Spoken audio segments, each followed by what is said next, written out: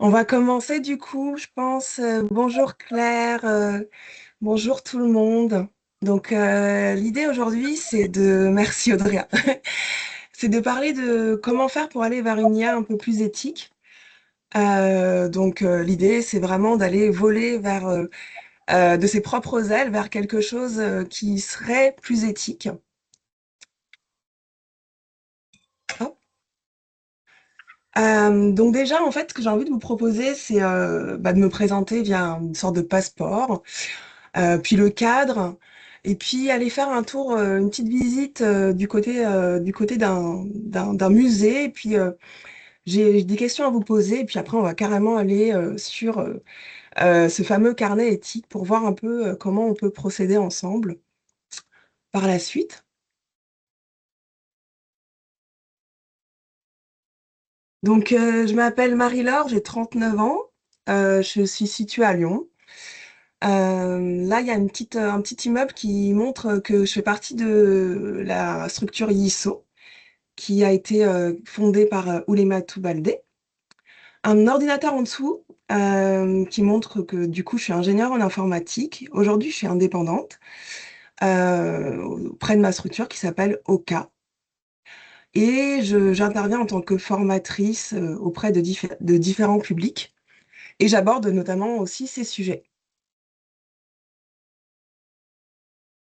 Alors, en fait, ce qui est assez important à retenir, c'est de se dire que les sujets de l'IA éthique, c'est un sujet qui peut demander de la bienveillance. Enfin, déjà, tous les sujets demandent de la bienveillance, mais c'est important d'être vraiment sur ce truc de non-jugement, parce que ça peut amener à des débats et des émotions fortes.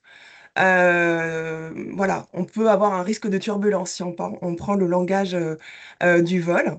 Bonjour Olématou. Coucou, bonjour, Du coup, ça va? bonjour.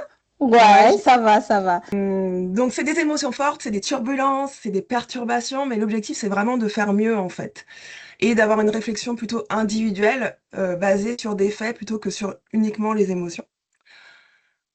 Donc là, j'ai une question à vous poser. Quand vous voyez sur votre écran cette image, vous pouvez parler dans le chat ou bien enlever enfin en tout cas activer votre micro. Et trois indices qui montrent que la scène se déroule dans un musée. Bonjour Agnès. À vous de jouer si vous êtes là. Est-ce que vous voyez bien l'image? Du coup, Oui, pour vous, un indice qui montre qu'on est bien dans un musée. les pancartes? Yes, Oui, surtout au sens de la visite et le mot écomusée sur la pancarte principale.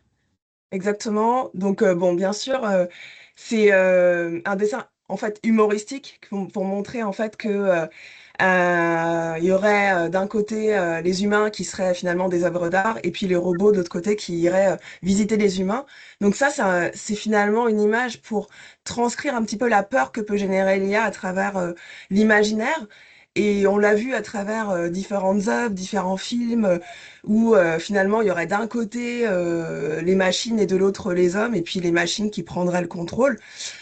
Moi, l'idée, ce serait peut-être pas d'aller vers ça en tout cas ce que j'ai envie de vous proposer, mais c'est plutôt de proposer une alliance humain-IA.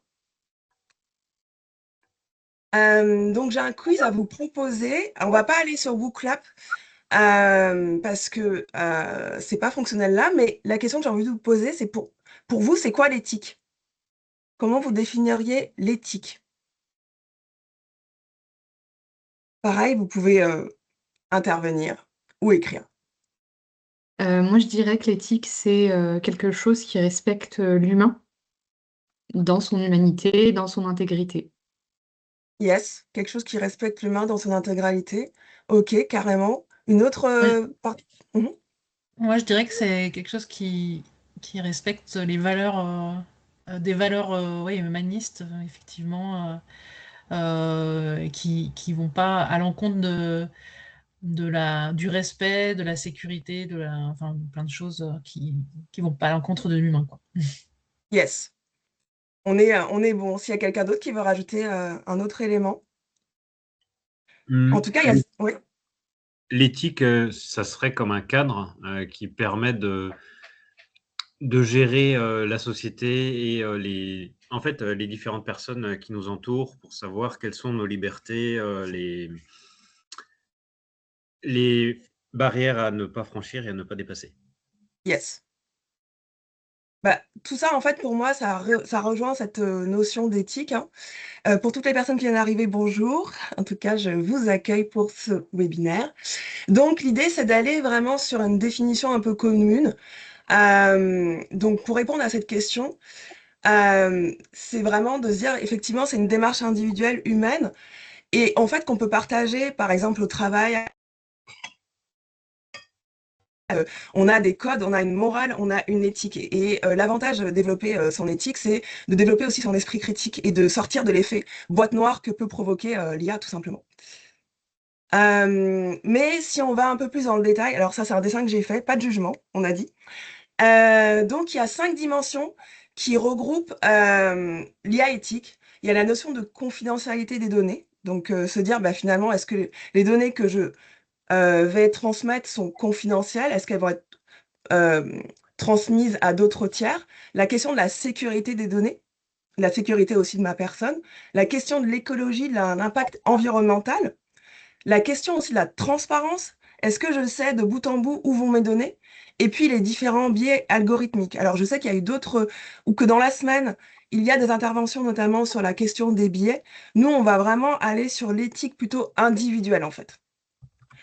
Donc l'IA, c'est un outil qui ne pense pas. En tout cas, aujourd'hui, l'IA n'a pas de conscience. Ça, je pense que tout le monde le sait, mais c'est important de le rappeler. Donc, j'ai envie de vous parler de 2 dilemmes éthiques. Je ne sais pas si vous avez en entendu parler, mais il y a 2 mois, la directrice de la sécurité de l'IA de Meta euh, a permis, malgré elle, à un agent IA de supprimer accidentellement sa boîte de réception. C'était OpenClaw en fait. Et du coup, le problème, c'est que ça a effacé toutes les informations malgré qu'elle ait demandé à plusieurs reprises d'arrêter. Là, on le voit dans la capture d'écran. Do not do that, stop, don't do anything, etc. Il l'a quand même fait. Donc, il y a la question de jusqu'où on est capable de donner les droits à un agent IA. Et puis, un autre dilemme éthique, c'est la question environnementale. Bah, l'IA a tendance à utiliser beaucoup d'énergie parce qu'il y a une grosse demande de capacité de calcul, des bases de données gigantesques, et on sait que ça prend 1 à 1,5% de la consommation électrique mondiale. Là, je parle des 3 rectangles qu'on voit en bas, mais si je lis les phrases, je vois que la consommation d'électricité des centres de données devrait plus que doubler d'ici 2030. Donc, il y a vraiment une question à se poser sur l'utilisation de l'IA. Je pense que tout le monde ici on a sûrement conscience, mais la question qu'on peut se demander, c'est comment on peut faire aussi. Donc, ouais, l'IA permet de faire des choses très intéressantes. Ça, je pense que, pareil, c'est des choses que vous devez sûrement savoir et avoir déjà testé. Mais je pense que la question, c'est, elle est où la limite? Donc, comment on peut faire mieux? Comment on peut se poser les bonnes questions? Et comment on peut faire évoluer sa propre perception? Donc là, par exemple, si j'ai envie d'utiliser l'IA pour la première fois, imaginons que parmi vous, il y a une personne qui ne sache pas utiliser l'IA ou qui n'a jamais utilisé un compte ChatGPT. Déjà, c'est se poser la question de c'est quoi la version que j'utilise? Parce que ça a un impact sur mon utilisation de l'IA. Est-ce que c'est une version gratuite, payante? Et puis, est-ce que j'utilise ChatGPT, Claude, Perplexity? Qu'est-ce que j'utilise? Parce que les fonctionnalités sont différentes. Et notamment avec ChatGPT, quand on paramètre pour la première fois un compte, quand on crée un compte, c'est écrit que ChatGPT peut faire des erreurs. On parle d'ailleurs d'hallucination. Et que c'est important de partager aucune information sensible. Et que les discussions peuvent être examinées et utilisées à des fins d'entraînement. Donc déjà, ça, c'est une première couche d'informations qui nous permet de nous dire, bah, il y a peut-être des choses à faire. Et parmi les questions que les gens se posent de manière fréquente, donc j'ai fait un petit tour moi sur Internet pour voir les questions qui étaient fréquemment posées. Ça peut être donc sur des questions pratiques et des problèmes quotidiens, comment je peux rédiger un CV, comment je peux corriger cette erreur de code, que dois-je dire dans cet email? Et puis il y a des questions vraiment qui sont relatives à nous-mêmes et à nos émotions. Pourquoi je me sens si vite? Pourquoi je procrastine? Y a-t-il quelque chose qui ne va pas chez moi? Là, l'idée, c'est pas de juger quelles sont les questions qui sont posées à l'IA, c'est de se poser la question de où est la limite. Donc là, j'ai pris vraiment quelque chose de très neutre, c'est-à-dire j'ai reçu un mail et je demande à ChatGPT de m'aider pour répondre à cet email. Donc si je pose la question directement dans l'outil, donc on va peut-être pouvoir y aller. Hop.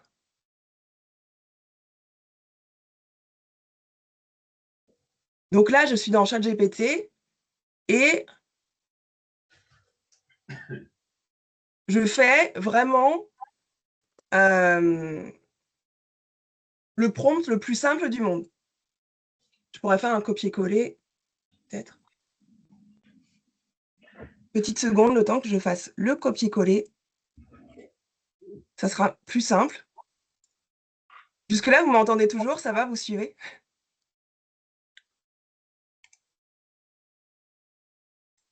Oui. Bon, ça va, c'est bon signe. J'ai eu un oui. Oui. C'est rassurant. Donc là, je fais mon petit prompt. Ah, il l'a pris comme un fichier. Hop.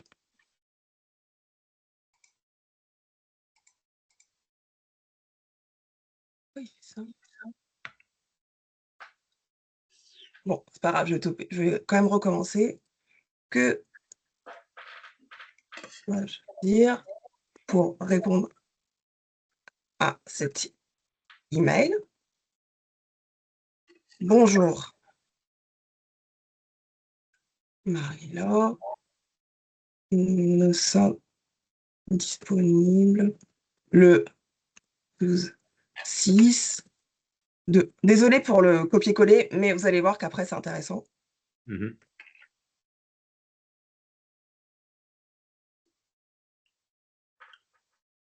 Donc là, j'ai vraiment posé juste la question, mais sans contexte.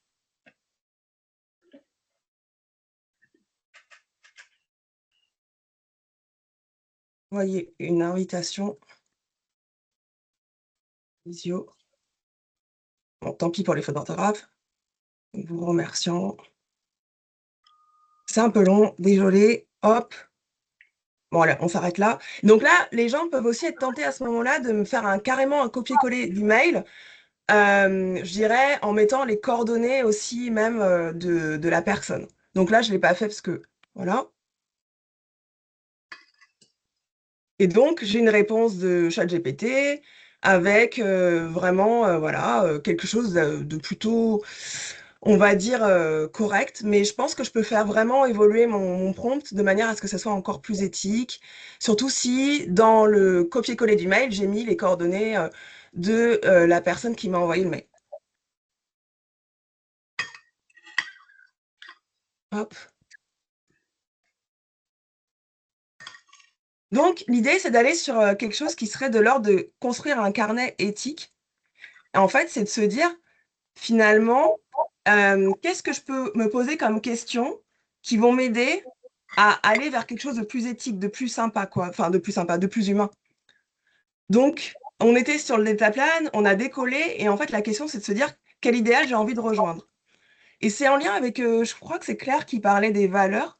Bah, la question qu'il faut se poser, c'est avant d'utiliser un outil qui est aussi puissant que l'IA, peut-être que vous pouvez aussi aller piocher là où les valeurs qui sont vraiment importantes pour vous et qui vont vous permettre d'utiliser l'IA à bon escient. Est-ce que c'est l'honnêteté, la bienveillance, la liberté, le plaisir, le challenge, l'équité, l'environnement, la sécurité ou une autre valeur? Donc je vous laisse, même pour vous, là, une petite minute pour réfléchir et réfléchir à quelle est la valeur qui vous porte aujourd'hui, qu'est-ce qui fait qu'aujourd'hui, quand vous travaillez ou quand vous vous levez le matin, c'est important pour vous.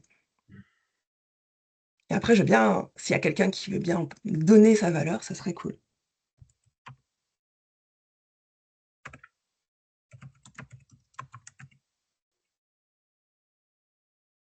Est-ce qu'il y a quelqu'un qui est OK pour donner sa valeur?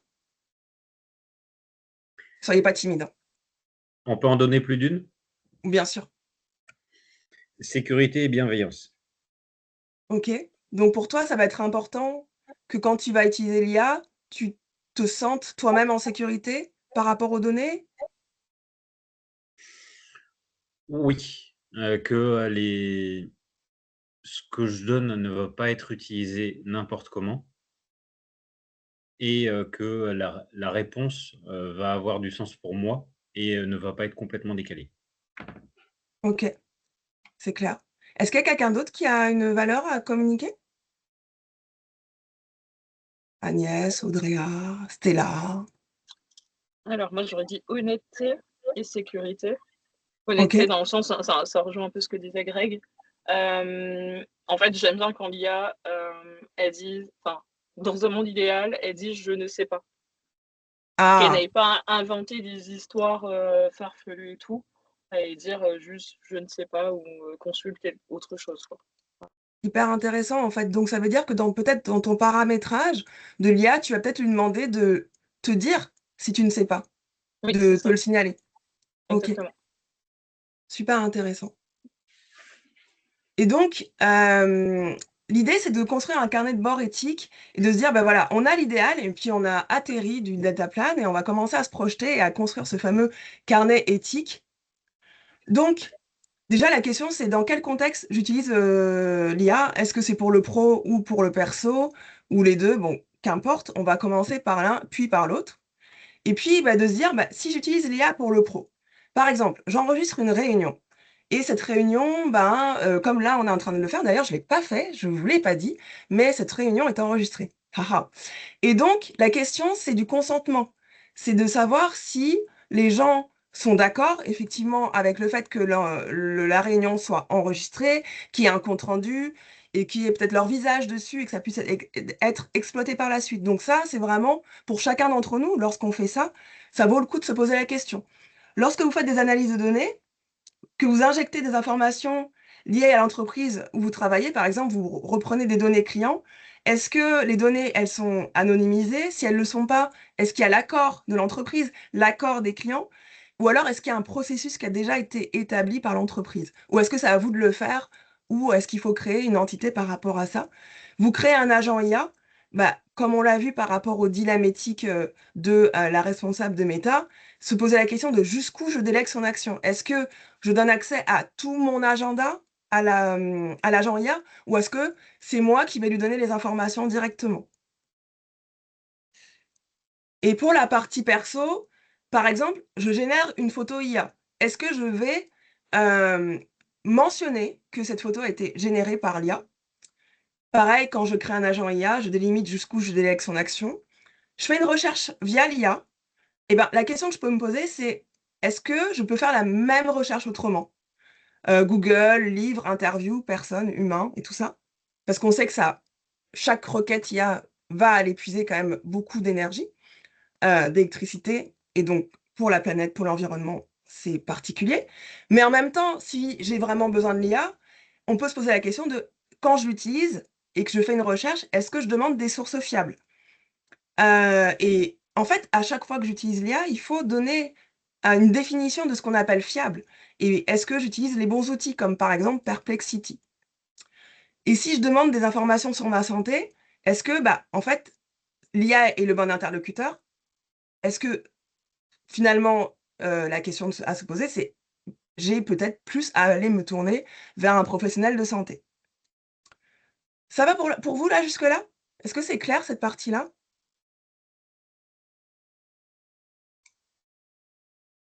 OK. Merci pour les cœurs, ça donne de la force.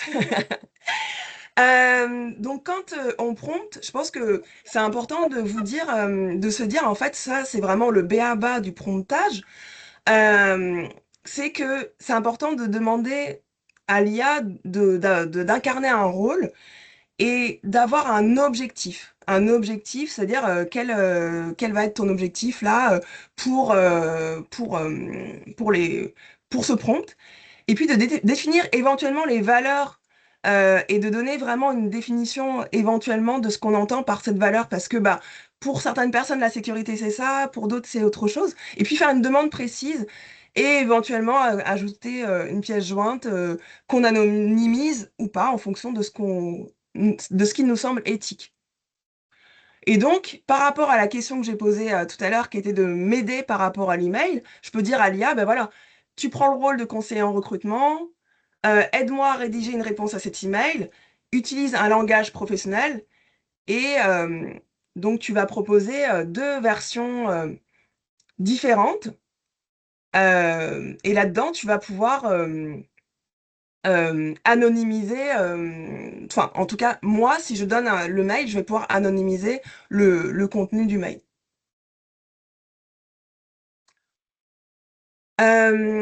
J'avais une question du coup à vous poser, c'est est-ce que vous connaissez l'outil Comparia?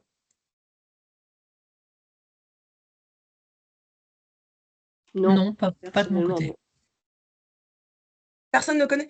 Donc, en fait, Comparia, c'est vraiment un outil qui peut être utile pour, bah, pour vous, en fait, tout simplement. Parce que pour les personnes qui se posent la question de l'impact environnemental d'un prompt, et ben, quand vous allez sur cet outil qui a été fait par le gouvernement, vous allez pouvoir, interroger deux IA qui sont anonymes, d'accord? Vous ne savez pas laquelle va être interrogée au moment où vous posez votre prompt. Et ensuite, vous allez pouvoir choisir l'IA qui vous a le plus répondu de manière satisfaisante à votre demande.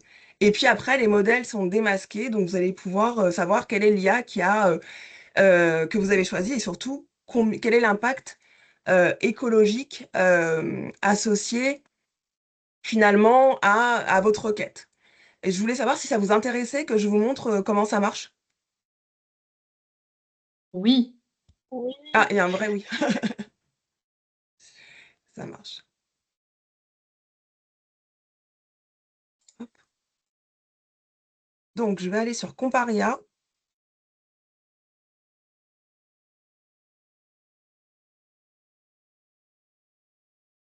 Donc, en fait, l'adresse, je peux vous la donner aussi hein, dans le chat. Comme ça, vous allez la voir.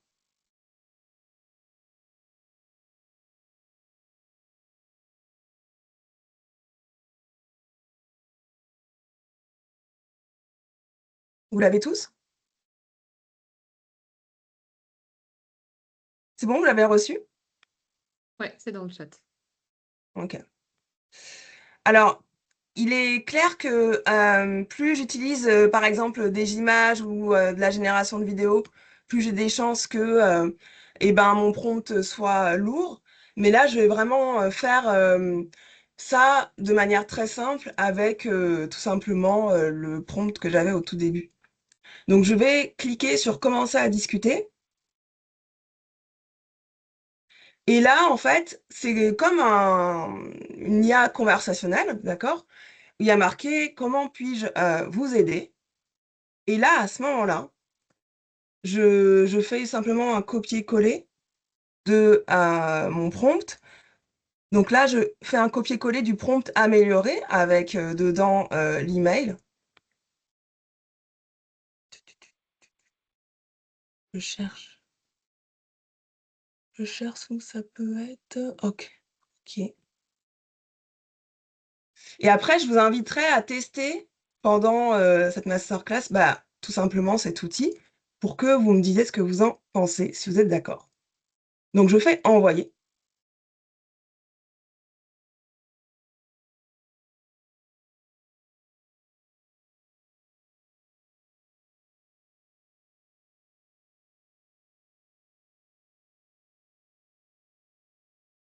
Donc là, j'ai demandé à l'IA de prendre le rôle de conseiller en recrutement, de m'aider à rédiger une réponse à cet email, d'utiliser un langage professionnel. Donc j'ai vraiment essayé de paramétrer un peu plus. Et voici le mail anonymisé, plus ou moins anonymisé, parce qu'il y a quand même mon prénom.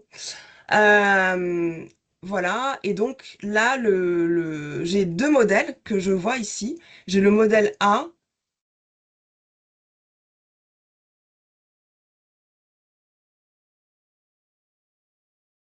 Et puis le modèle B.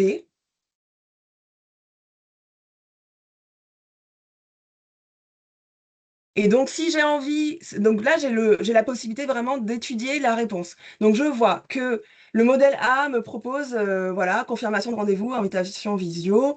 Donc là, c'est le modèle type, hein. Madame, je vous remercie pour votre disponibilité, gna gna gna gna gna, avec Marie-Laure et le nom. Sinon, il y a une version proactive avec l'objet, tout ça, au plaisir d'échanger avec vous vendredi. Donc, c'est une version un peu plus dynamique. Et puis là, on a le modèle B.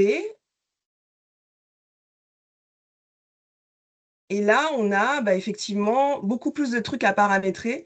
Bonjour, non interlocuteur, gna gna, c'est parfait pour moi. Je viens vous envoyer l'invitation. Avec là, il va falloir aussi modifier finalement les informations qui sont entre crochets. Bien, Marie-Laure, bien cordialement, gna gna. Et là, on a la version 2 avec quelque chose de beaucoup plus chaleureux et orienté partenariat. Donc, vous voyez, en fait, selon les versions, il y a différents orientations que peut proposer l'IA. Cette version valorise la relation client-partenaire et montre votre enthousiasme à l'idée d'échanger avec eux. Et on voit en fait que le ton employé par l'IA, il va être différent. Confirmation de notre échange, bonjour, je vous remercie pour votre confirmation, le créneau, etc. Et à la fin, je me réjouis de notre prochain échange pour faire le point. Donc là, on voit que sur le modèle B, je pense que vous le voyez, entre le modèle A et le modèle B, il y a plus de choses à modifier sur le modèle B. Et moi, j'ai plus une préférence, peut-être plus pour le modèle A. Donc, je peux voter en disant que j'apprécie. Et je peux préciser pourquoi j'ai préféré ce modèle-là plutôt qu'un autre. Donc, parce que je trouvais qu'elle était complète et une mise en forme claire. Et je peux continuer à discuter avec les modèles. Et sinon, je peux passer à la révélation des modèles. Et là, je vois que le premier modèle, c'est RC, Trinity Large. Et je vois en fait quel est l'impact énergétique. Du coup, en termes de taille du modèle, il y a eu 398 milliards de paramètres qui ont été utilisés, c'est énorme, plus la taille du texte, et puis l'énergie qui est consommée en watts, et puis la tonne de CO2 qui sont émis. Donc on a l'équivalence en tonnes de CO2, en baguettes produites, en arbres, etc. En fait, on a plusieurs manières de voir quel est l'impact. Et on voit que le deuxième modèle, c'était plutôt Google Gemini, et qui a plutôt un peu plus de paramètres, plus de consommation énergétique, et on voit qu'en passe en nombre de baguettes, on passe carrément de 8873 kilos à 151 612 kilos. Donc, on voit vraiment la différence selon l'outil.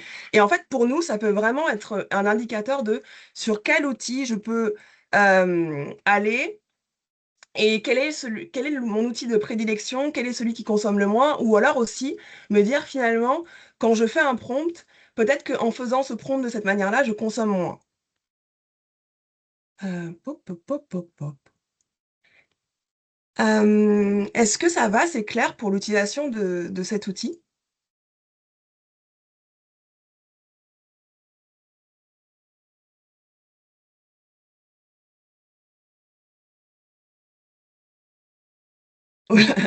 C'est clair. Ouais, c'est clair. Est-ce que c'est un truc que vous aimeriez utiliser peut-être pour vous, pour votre consommation personnelle? Ah ouais, totalement. Donc, Ouais, pareil. ouais, ça vous paraît réalisable?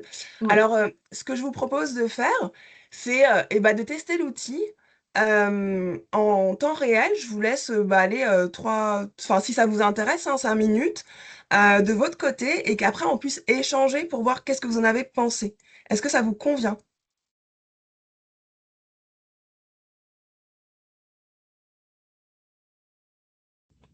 Oui,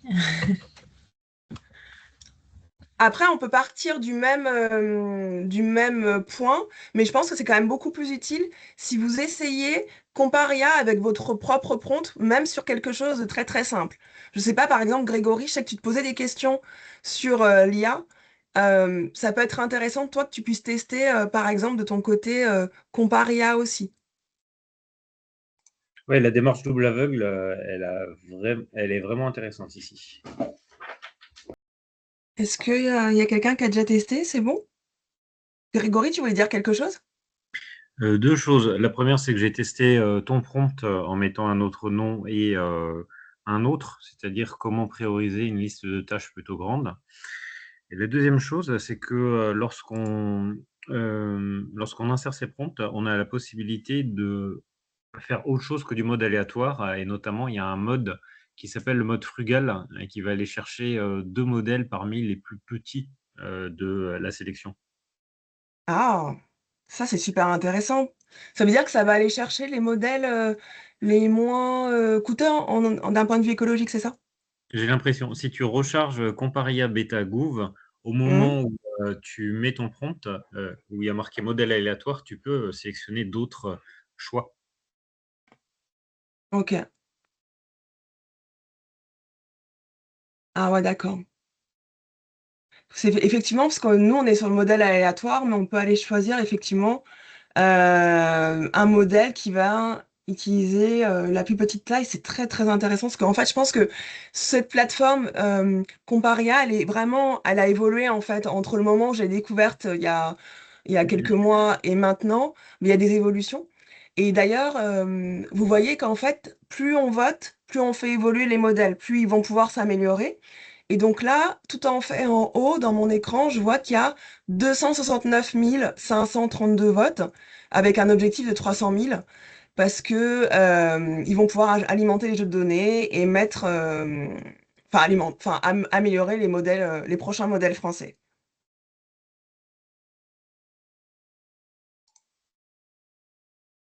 Ouais, c'est hyper intéressant de voir en fait la différence. Elle est monstre entre ce que l'un consomme et l'autre. Et ouais, on s'en veut presque. Non. Je trouve que ça enlève un peu le côté hyper flou qu'on a sur l'IA et sur ce qu'elle consomme. Et on oublie que dans une réponse instantanée, bah, il y a plein de choses qui sont actionnées derrière, notamment des ressources naturelles en fait. Ouais. Après, la question à se poser, je pense que c'est ça qui fait que c'est un sujet assez complexe. C'est vers quoi est-ce que où est-ce que je mets le focus? Mais c'est surtout, je pense qu'en utilisant l'outil Comparia, c'est d'aller, bon, se dire, voilà, je vais un peu plus mettre de conscience quand j'utilise l'IA, mais après, l'idée, c'est pas de se dire, de diaboliser l'IA. Voilà. Vous voyez ce que je veux dire? Je sais pas ce que vous en pensez les autres. Effectivement, ça permet en tout cas de réfléchir avant de faire les choses. Mais quand on voit quand même le résultat, que ce soit un plus petit résultat ou un énorme résultat, on a quand même l'impression qu'on consomme énormément, quoi. Ça fait peur. Ça vous fait peur? Ah, mince. Ouais, moi, je trouve ça vertigineux, hein. Même le plus petit résultat, je trouve ça vraiment vertigineux, quoi. Et Ok. j'avais pas forcément conscience et je trouve que ce genre d'outil, c'est indispensable et j'ai envie de l'envoyer à tout le monde, quoi. Pour Ouais. au moins, ça fait prendre conscience des choses et que ce soit pro ou perso, parce que moi, enfin, d'un point de vue personnel, dans ma boîte, il y a des gens qui ne me jurent que par l'IA maintenant et c'est bien de sensibiliser là-dessus, je pense. Ouais. Ouais, je pense que c'est intéressant de sensibiliser. Après, comme tous les sujets qui ont quand même un lien avec l'humanité de manière générale, l'idée c'est vraiment de faire du pas à pas. C'est ce que je voulais dire aussi dans cette présentation, que vous soyez, qu'on soit conscient et un peu plus responsable, c'est un peu ça l'idée. Après, on fait chacun à la mesure de ce qui est indispensable, parce que notamment, je sais que j'ai discuté avec Emmanuel Aboaf, qui pour le coup utilise l'IA qui va retranscrire les informations. Enfin, il y a des contextes dans lesquels l'utilisation de l'IA est indispensable. Vous voyez ce que je veux dire? Oui, moi je suis d'accord, moi j'ai suivi la conférence de lundi midi. Enfin, pour certains cas de figure, c'est indispensable et on devrait, enfin, c'est bête, c'est peut-être bête de dire ça, mais on devrait laisser en fait la consommation pour les personnes qui en ont un réel besoin. Enfin, effectivement, comme tu le dis dans les slides d'avant, enfin, chercher à savoir si on peut poser la question déjà à Internet avant de poser la question à l'IA, mais est-ce que maintenant les recherches Internet, elles sont pas aussi dirigé directement vers l'IA. Enfin, j'ai peu de connaissances là-dessus, mais voilà, je ne sais pas si c'est le cas. Est-ce que si j'interroge Google par exemple, est-ce Oui. que Ouais, je vais... Non, je pense que ça c'est encore distinct. Alors ok. j'ai pas en tout cas cette impression-là parce que comme j'anime des formations avec beaucoup de recherches Google, j'ai pas encore cette impression d'être orientée, en tout cas, dans mes formations vers l'IA, Ok. de mon côté. Après, il y a peut-être d'autres personnes qui ont des choses à dire là-dessus, c'est intéressant. Audrey, qu'est-ce que tu penses si t'es là? Je suis Attends. là, j'ai testé sur un truc un peu tech et comme tu disais, la différence est énorme. Du coup, je suis passée d'un truc qui a utilisé 93 mégawatts à quasiment 5000 mégawatts. Et tu te dis, c'est quand même fou. Après, le modèle que j'ai choisi, c'est celui qui a bien sûr consommé le plus parce qu'en fait, je trouve qu'il allait beaucoup plus loin dans les explications. Mais effectivement, comme on disait, on se rend pas compte en fait. C'est que l'IA, c'est devenu un outil du quotidien. On surveille seulement nos tokens, quoi. Mais on se dit pas, que ça consomme énormément. Et pour des questions toutes simples, effectivement, vaut mieux faire une recherche Google que se dire vas-y, je vais demander au copain ChatGPT ou Gemini, quoi. Hmm. En fait, ouais, après, à chacun de, effectivement, d'aller peser, on va dire, le pour et le contre. Mais je pense, en tout cas, moi, personnellement, de mon côté, j'utilise l'IA, hein. Franchement, j'utilise l'IA. Moi, ça me sert énormément. D'ailleurs, j'aimerais bien vous demander à quoi ça vous sert aussi dans votre quotidien. Je l'utilise que ce soit en tant que formatrice, des fois quand j'ai des besoins de construire des plans de formation et que j'ai pas d'idée. Mais mon utilisation, elle va être mesurée parce que j'ai conscience que j'utilise effectivement cet outil et que ça a un impact écologique. Et du coup, d'un point de vue pro, j'utilise, mais aussi d'un point de vue perso, ça m'est déjà arrivé de l'utiliser en tant que conseiller pour de la décoration. Vraiment, je sais très bien que ça a un impact, mais à un moment donné, en fait, la question que je me pose, c'est jusqu'où on pose, nous, la limite, comment on veut faire? Parce qu'en fait, il n'y a pas que l'IA qui consomme, hein. Comme je disais, d'un point de vue pourcentage, pour l'instant, les data centers, c'est que 1,5% de la consommation électrique. Il y a beaucoup de choses qui consomment. Par exemple, Netflix, c'est clairement énormément de consommation d'un point de vue data center. Il y a plein d'autres choses dans notre environnement qui consomment. Donc, il n'y a pas que l'IA, quoi. C'est ça que je voudrais dire. Et je voulais savoir, en fait, vous, de votre côté, vous utilisez l'IA pourquoi? Est-ce que c'est la partie pro? Est-ce que c'est plutôt la partie perso?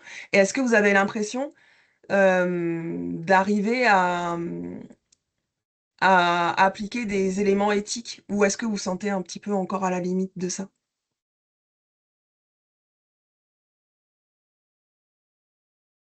Moi, je vais répondre. Moi, je suis vraiment la mauvaise élève. Ah J'utilise non. l'IA pour bosser, je suis développeuse, donc en fait, ça m'aide beaucoup sur toutes mes tâches quotidiennes.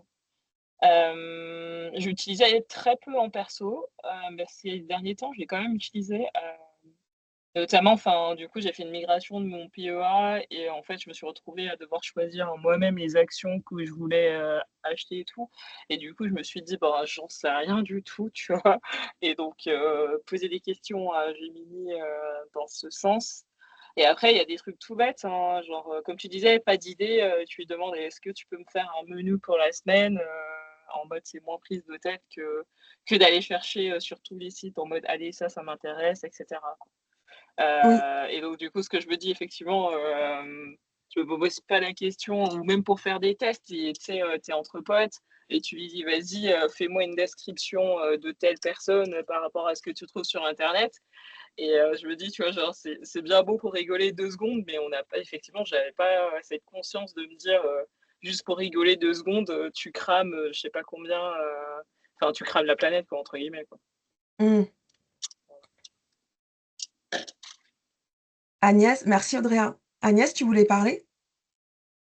Oui, donc c'était juste pour donner mon avis. Alors, moi, je suis développeuse aussi. Enfin, un peu moins maintenant. Je suis un peu en transition professionnelle.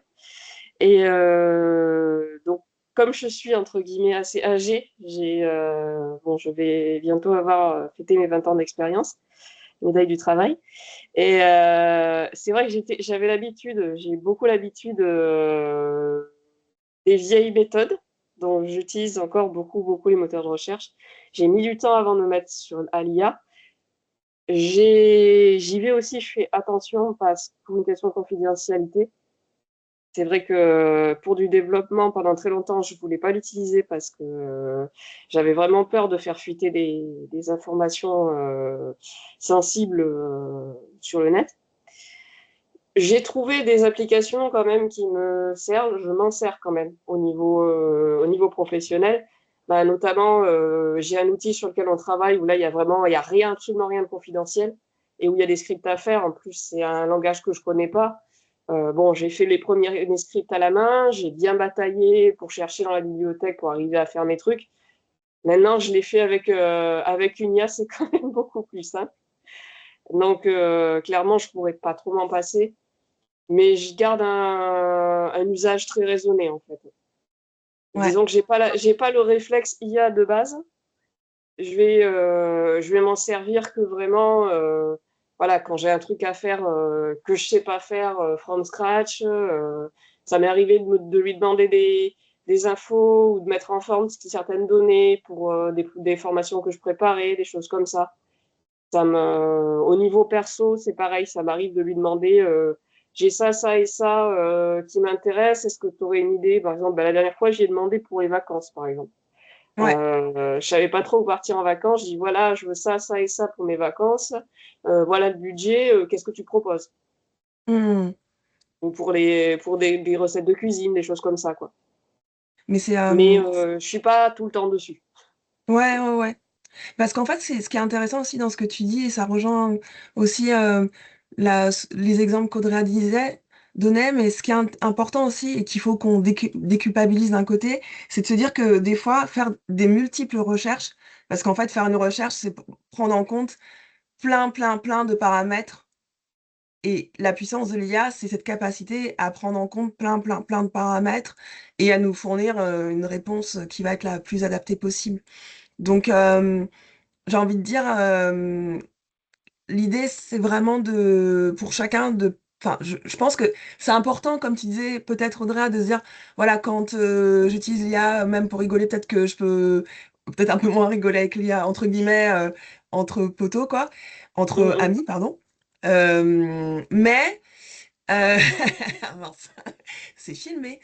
Mais l'idée, c'est de mesurer un peu le truc, un peu plus en fait. Parce que clairement, on ne pourra pas supprimer l'IA. L'IA nous rend service.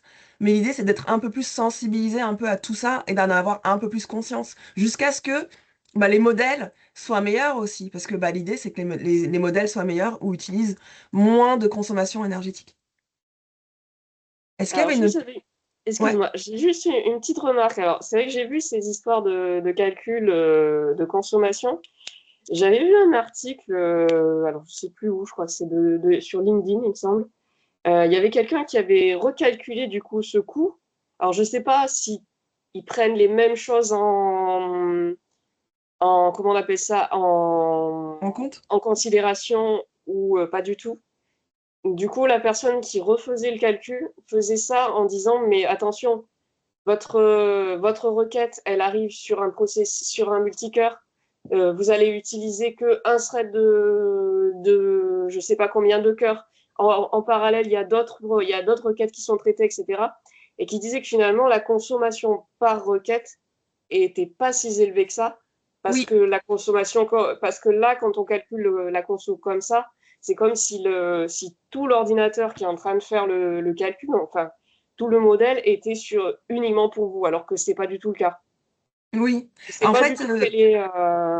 c'est intéressant ce que tu dis Agnès parce qu'en fait, d'ailleurs, dans tout ce que j'ai lu, c'est que les calculs de consommation ou même les calculs relatifs à l'IA, c'est hyper difficile en fait aujourd'hui. Il n'y a pas c'est pas sûr à 100% et ça dépend de ce qu'on prend en compte effectivement dans les calculs.